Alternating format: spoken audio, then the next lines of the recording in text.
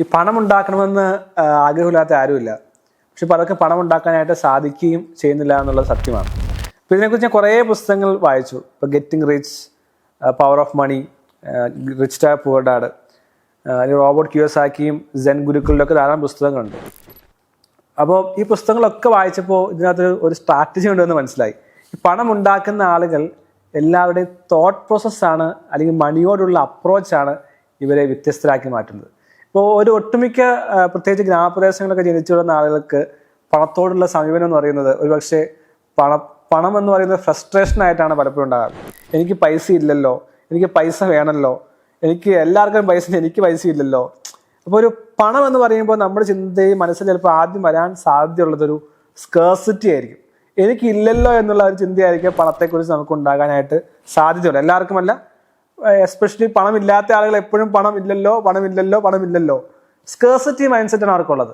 അപ്പോൾ ഈ റിച്ച് ആയിട്ടുള്ള ആളുകൾ പണത്തെ അവരെ അട്രാക്ട് ചെയ്തത്, പണത്തോടുള്ള അവരുടെ സമീപനം എന്ന് പറയുന്നത് ഡിഫറെൻ്റ് ആയത്. പണത്തെക്കുറിച്ച് ചിന്തിക്കുമ്പോൾ ഒരു അബണ്ടൻസ് ആണ് അവർ ഫീൽ ചെയ്യുന്നത്.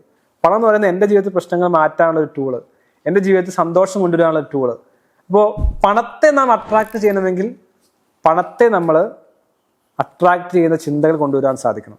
അട്രാക്ട് മണി എന്ന് പറയും. അപ്പോൾ പണത്തെക്കുറിച്ച് നമുക്ക് ചിന്തിക്കുമ്പോൾ ഫ്രസ്ട്രേഷൻ വരാൻ പാടില്ല.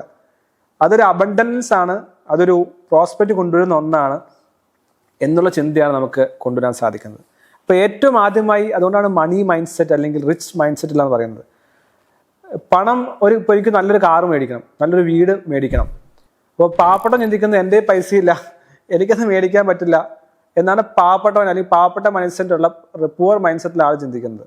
പക്ഷേ പണമുള്ള മൈൻഡ് സെറ്റുള്ള ആൾ how I can make it, എനിക്ക് എങ്ങനെ അത് അഫോർഡ് ചെയ്യാൻ സാധിക്കും. അപ്പോൾ ഞാൻ പണത്തെ മൂല്യമുള്ളതായി കാണുകയാണ്. പണം എത്രയോ നല്ലൊരു കാര്യമാണ്. ഈ പണം കൊണ്ടുവന്ന് എനിക്ക് ഈ കാര്യത്തെ എങ്ങനെ എനിക്ക് നേടാൻ സാധിക്കും എന്നുള്ളതാണ് ചിന്തിക്കുന്നത്. അപ്പോൾ പണം എന്ന പീസ് വിത്ത് മണി എന്ന് പറയും. പണത്തോടെ ഒരു സന്ധി ചെയ്യുക. പണത്തെ ഒരിക്കലും നമ്മൾ നെഗറ്റീവായി ചിന്തിച്ചുകൊണ്ടിരുന്നാൽ, എനിക്ക് ഇല്ലല്ലോ എന്ന് ചിന്തിച്ചുകൊണ്ടിരുന്നാൽ, പണം ഇല്ലല്ലോ എന്ന് ചിന്തിച്ചുകൊണ്ടിരുന്നാൽ ഒരിക്കലും നമ്മിലേക്ക് അത് വരികയില്ല. അപ്പോൾ അതാണ് ഇപ്പോൾ മൈൻഡ് വാല്യൂ പ്രൊജക്റ്റിലൊക്കെ പറയുന്നുണ്ട്, മേക്കിംഗ് പീസ് വിത്ത് മണി. പണത്തോട് സന്ധി ചെയ്യുക. പോസിറ്റീവായ ചിന്തകളാണ് പണത്തെക്കുറിച്ച് ചിന്തിക്കുമ്പോൾ ഉണ്ടാകേണ്ടത്. അപ്പം നമ്മൾ ചിന്തിക്കേണ്ടത് എനിക്കൊരു കാറ് വാങ്ങണം, ഒരു വീട് വാങ്ങണം, ഒരു ബിസിനസ് സെറ്റ് ചെയ്യണമെന്ന് ചിന്തിക്കുമ്പോൾ ആദ്യം വരുന്ന ചിന്ത എന്താണ്? എനിക്കത് ഇല്ലല്ലോ എന്നുള്ളതാണോ? എല്ലാവർക്കും കൂടെ എനിക്കില്ലല്ലോ എന്നുള്ളതാണോ? അതെയോ ഓക്കെ എനിക്കത് സാധിക്കും, എനിക്കത് വേണം. ഇപ്പോൾ മേക്കിംഗ് പീസ് വിത്ത് മണി എന്ന് പറയുന്നത് അവിടെയാണ് പ്രവർത്തിക്കേണ്ടത്. അപ്പോൾ ഈ ചിന്ത റിച്ച് മൈൻഡ് സെറ്റിൽ ഉണ്ടാകേണ്ടത്. ഇപ്പോൾ റിച്ച് ഡാഡ് പുവർ ഡാഡ് പുസ്തകത്തിന് പറയുന്നത് അങ്ങനെ തന്നെയാണ്. ഒരാൾ പണം ധാരാളം ഉണ്ടാക്കുന്നു, മറ്റേയാൾക്ക് പണം ഉണ്ടാക്കാൻ സാധിക്കുന്നില്ല. അപ്പോൾ എങ്ങനെയാണ് പണം ഉണ്ടാക്കാൻ സാധിക്കുന്നത് എന്നുള്ളതിനകത്ത് ഈ മൈൻഡ് സെറ്റ് വളരെ പ്രധാനപ്പെട്ടതാണ്. ഇപ്പോൾ മേക്കിംഗ് റിച്ച് എന്ന പുസ്തകമുണ്ട്, അല്ലെങ്കിൽ തിങ്ക് ആൻഡ് ഗ്രോ റിച്ച് എന്ന പുസ്തകമുണ്ട്. ഇതെല്ലാം ഒരു തോട്ട് പ്രോസസ്സാണ്. പണത്തെക്കുറിച്ച് നമ്മുടെ അപ്രോച്ച് എങ്ങനെയാണെന്നുള്ളത്. എന്നാൽ ഇതിനെക്കുറിച്ച് വിശദമായി ഞാൻ പറയാൻ ആഗ്രഹിക്കുന്നില്ല.